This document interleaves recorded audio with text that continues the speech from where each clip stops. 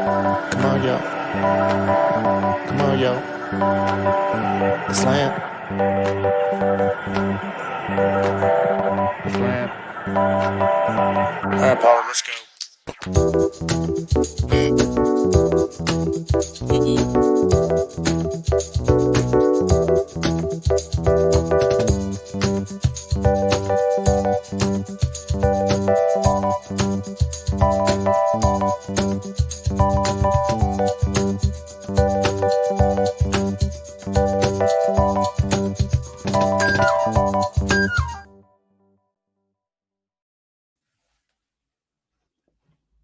Hey, Polly here on the Latino Slant, and it is a after midnight early reaction and spoilers to The Mandalorian. So I took a nap and was bright-eyed and bushy-tailed for the latest episode, Chapter 15, called The Believer. Wow, I had a great time watching it. That's my initial reaction is that a great way for a show to keep challenging itself is we go from such a high energy episode of last week's The Tragedy, directed by Robert Rodriguez, nonstop action, very little dialogue, to an episode that is written with actually a lot of great a lot of great character development, a lot of heart, and that and the central theme of what do you stand for, and how willing, at what point do you cross that line when you feel that you've been I want to say how far do you go in your beliefs? So not only for the Mandalorian, but for the character of Mix Mayfield, which brings the return of Bill Burr to the Mandalorian, which is fantastic, guys. Fantastic. Okay, so the story is Mandalorian, along with Gina Carano, Fennec, and of course Boba Fett. They get Bill Burr's character, Mix Mayfield. They get him out of prison, and he is, in theory, the idea is that he's able to find the location of Moff Gideon and the child. So that's the goal here, to get the location of the child. But there's a couple things that have to happen for them to get the location. So Bill Burr agrees to go along with this, and you really get his universal vision of how things are through his wit and his commentary. They Bill Burr and the Mandalorian go undercover as stormtroopers, and they have a haul of, let me see what this is called. It is a special type of because they go to another planet, and they get excuse me here. I just want to get the name right as far as the explosives that they're carrying on their transport. Anyways, the transport that they're going to, they're going to an outpost that has what is believed to be a communication device where Mix Mayfield can get the location of the child. But to get there, they encounter some pirates some pirates that are trying just to wreak havoc and destroy, each transport. Stormtroopers and just probably just don't want them there. Maybe even to steal some of their. Let me get the name of this. Da, da, da, da, da. I want to get the name of that because they go undercover. Din Djarin and Migs Mayfield, and they are, and it was there in this story. I had it. Okay, so as they get to the terminal, they're congratulated by all the stormtroopers, and it's a big heroic moment because what was great to see is there is an action sequence where the Mandalorian, it's basically him, and he takes on, I'd say, a dozen pirates, 3 to 4 at a time, as they keep trying to come on top of the transport and blow it up. And it's some great action. It's great to see Mando all by himself. No one's helping him. He's not knocked out, to where he wakes up and everything's already done. It's him. You really get to see his fighting skills as the transport's moving. So there's great tension, great sequences, and they finally get to the terminal.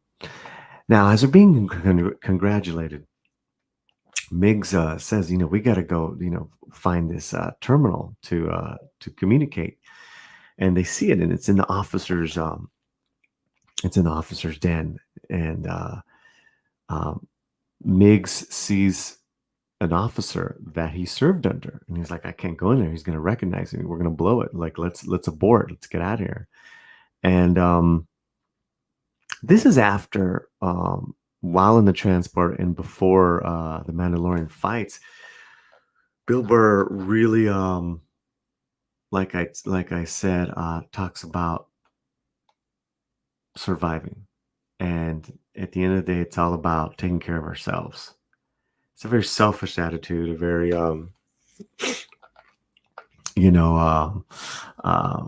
let me just, get mine in this universe, just a man in this, just a humble man in this universe trying to survive, kind of attitude. And so you see, even though he's got his wit and he's got his humor, you see Miggs really just saying, I don't take chances. This is, I'm just doing this for this thing. But so we get there, and he says, this officer is going to recognize me. We can't go into this officer's den. And the Mandalorian says, I'll go. Give me the ticket, and I'll go in there, and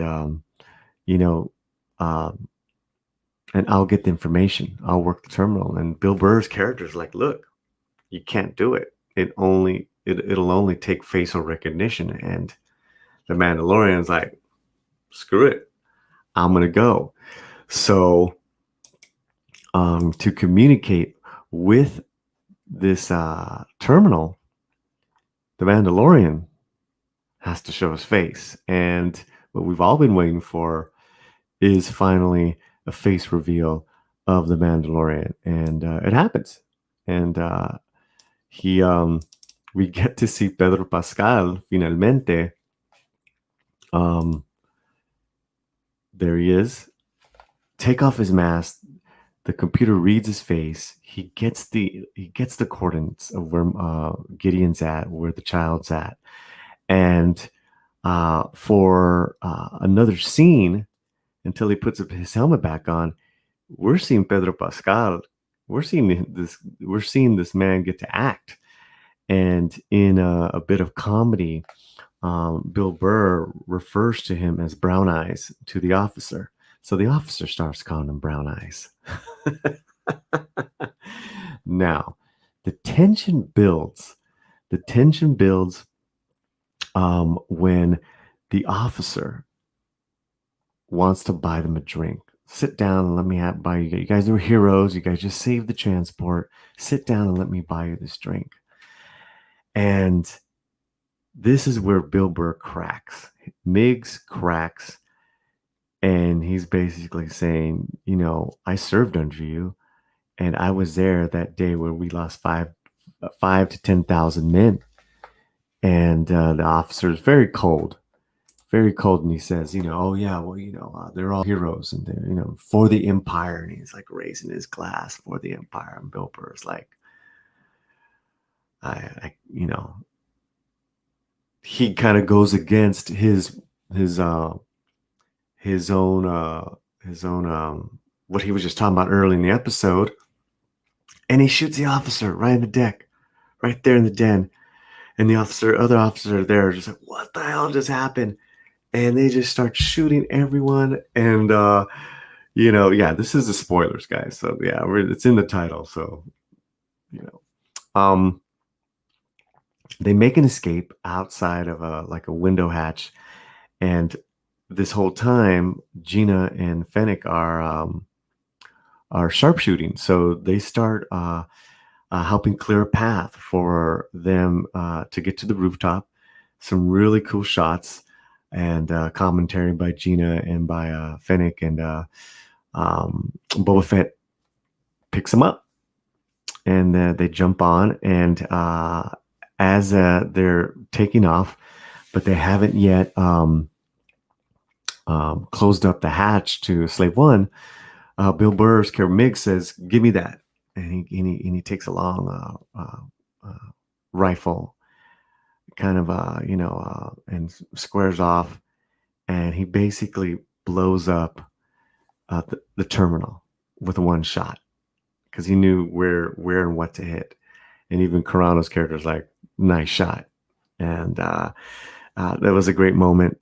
That was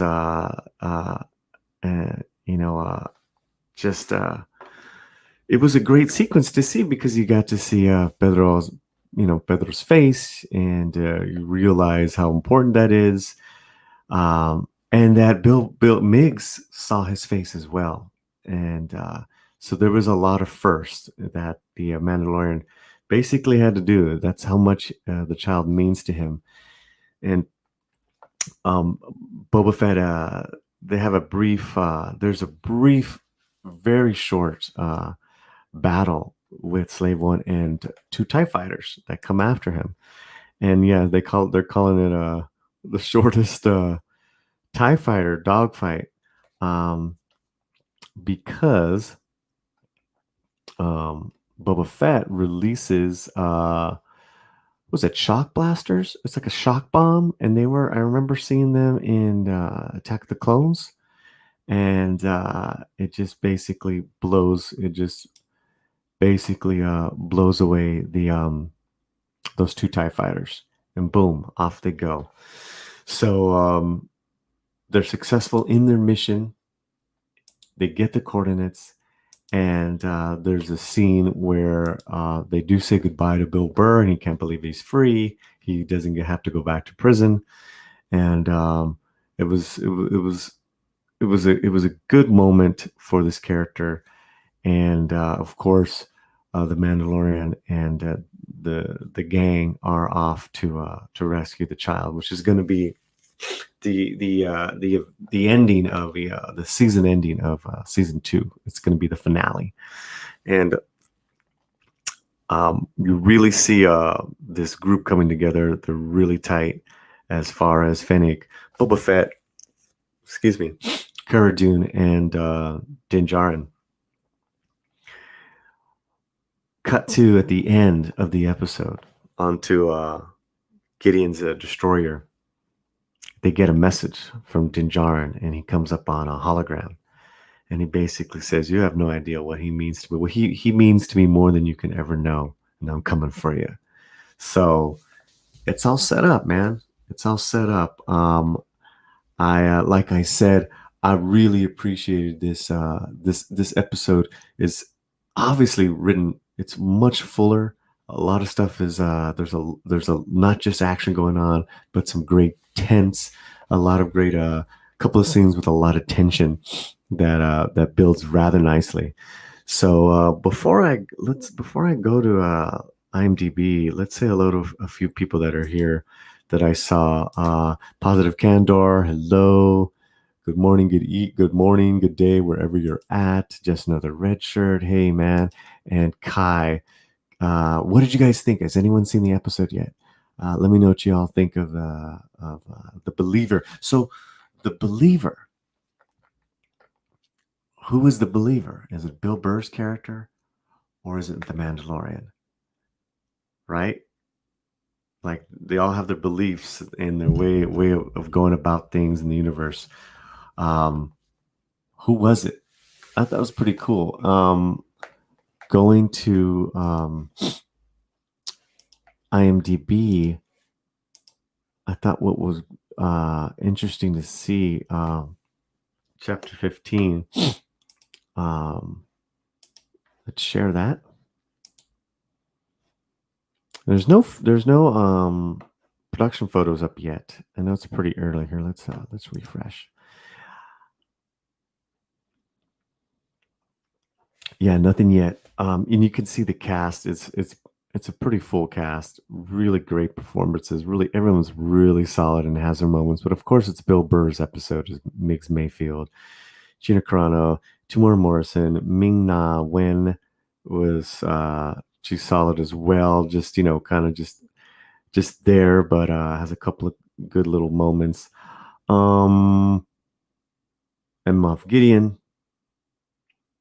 I was trying to find out. Was it the com who played? Oh, Valen Ness. Valen Ness is played by Rich Brake, and he's got this is oh man, this guy. Check this guy out. So imagine Bill Burr's character, imagine Migs Mayfield's character talking to this guy. This is the officer that was responsible for his his fellow troopers being killed off 5 to 10,000 that day. This guy was pretty good. This guy was pretty good in that scene, and he calls Dinjarin Brown Eyes, but he buys him a drink, and he's really creepy. Yeah, Jeremy Coleman. It is late. It is late, but it is an initial reaction to the latest episode, and I hope you're doing well. Fantastic character actor, this guy. Again, he plays Richard Brake, the actor, played Valen Ness. Let's get that right. That name right. Excuse me.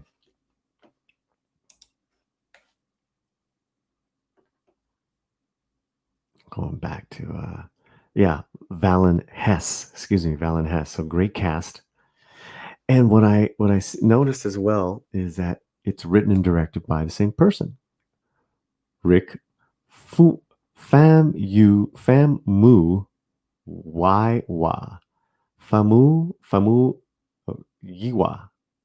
Famuyiwa. Anyways, this writer director also did 2 episodes in season 1 of The Mandalorian, including The Prisoner, The Child, and The Prisoner, which was the Bill Burr episode in season 1, episode 6. This director is fantastic. He did a great job continuing the action of the episode before, but a lot meatier with the dialogue and the characters. A lot of heart. Really got I got a good feeling of the Star Wars universe. I got the heart. I finally got a lot of heart of the Star Wars universe in this, which is I was very welcomed to see this because there's been so much information, so much news about the Star Wars universe and all these new shows that are going up.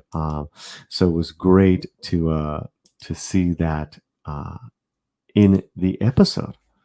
It's great to see that in the episode, which I get again to me um, was a fantastic way to take the series, because you took the Rodriguez took the series with the last episode, and it was such a high energy, high action. I mean, it was just basically there was like 5 minutes of nonstop action to here, where there was some great dialogue between these characters, between Bill Burr and Jindarin, that it's almost, and trust me, there's a lot of action, but it's a great step towards the finale.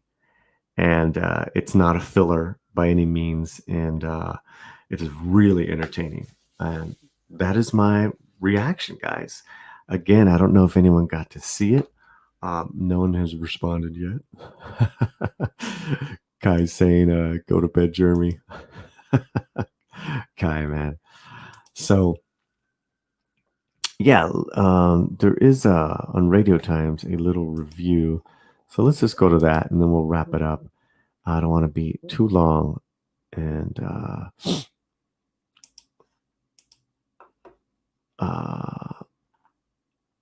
and it kind of talks about,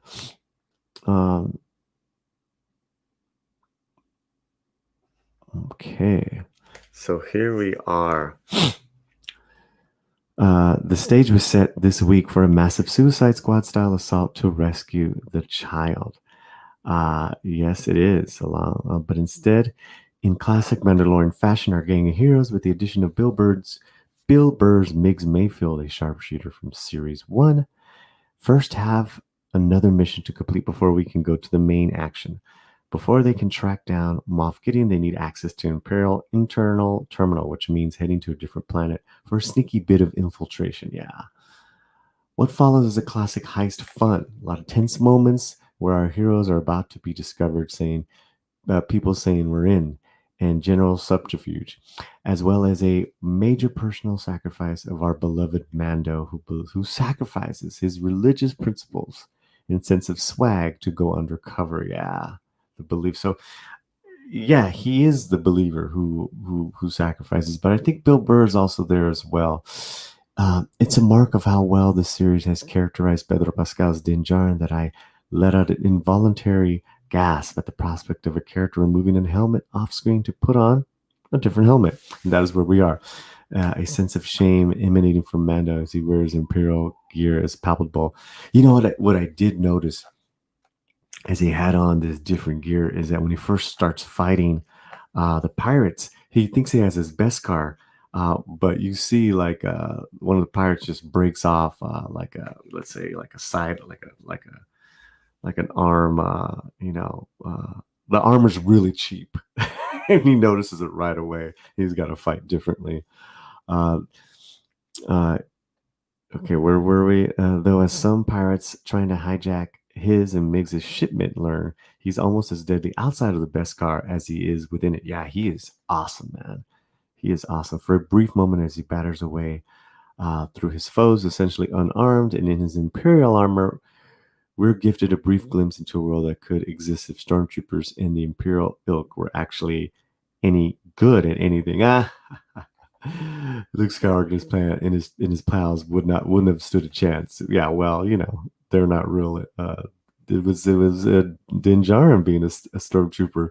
In fact, you might find yourself internally whooping as Miggs and Mando are saved by TIE fighters. Yes, that's right. And a platoon of stormtroopers offering an odd twist on Star Wars, as the usual villains are left cheering at, like the rebels at the end of A New Hope, happy to bring one of their number home safely. That was kind of cool, because you did get to see that base cheer again as Miggs and Din Djarin become heroes. So yeah, that was cool. Terminus. Pedro finally showed his face. This is the way. Orale. What's up, way? How are you, Terminus? Did you enjoy the episode? I know I did. I'm just reading this and wrapping it up. But the tension isn't over yet. To actually get in, this is from Radio Times. To actually get in and access Imperial Access Terminal, Mando has to do what he's been avoiding all series and remove his helmet, which means for the first time in this series, Pedro has a lot of FaceTime with the other cast. Yeah, okay, that's true. That's true. It's not the first time that we see his face. It's the first time that the actual other cast members, Bill Burr, see his face. And no sooner than is poor old Brown Eyes unmasked. Then he's trapped in the drinking sesh from hell with Miggs, an Imperial officer who offers an intriguing hint at the Empire's strategy after the original trilogy. Yeah, this is great. Causes as much havoc to the New Republic as possible until people are essentially begging the Empire to return. Quote, everyone thinks they want freedom, but what they really want is order, he notes, shortly before taking a blaster bolt to the brain from the angry Mayfield. When they realize they're going to welcome up back with open arms to the Empire, he concludes, raising a glass. Sadly for him, in short order, this particular branch of the Empire is blown up in the course of Mayfield and Mando's escape. Yeah.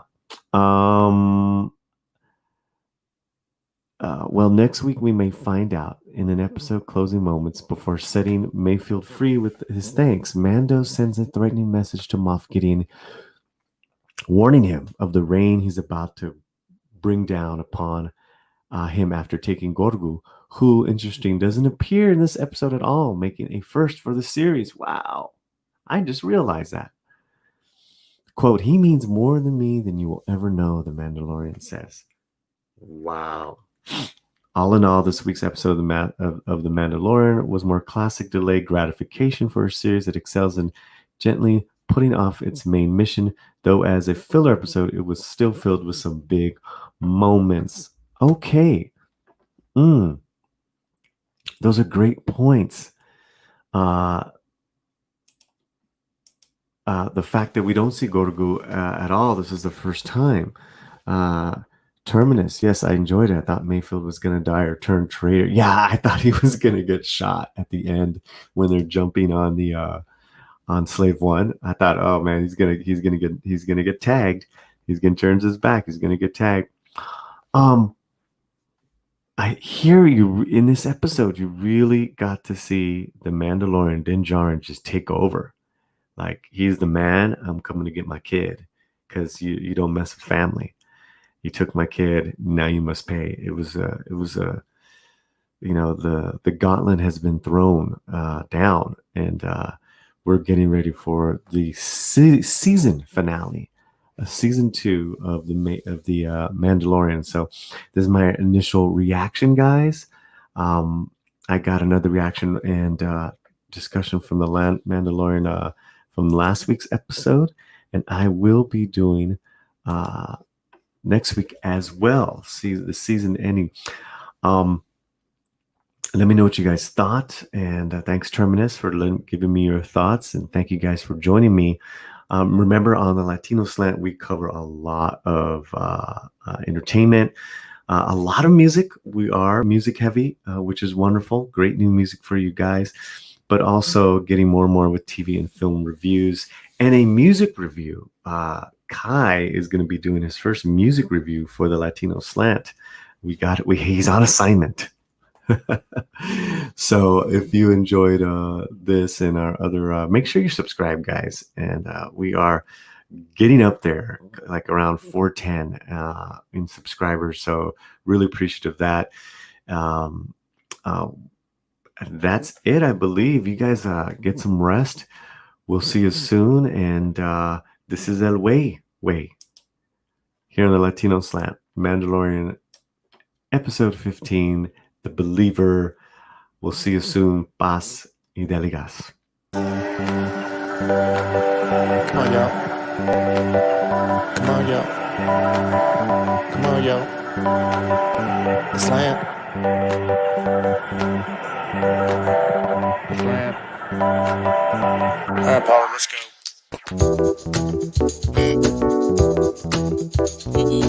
go.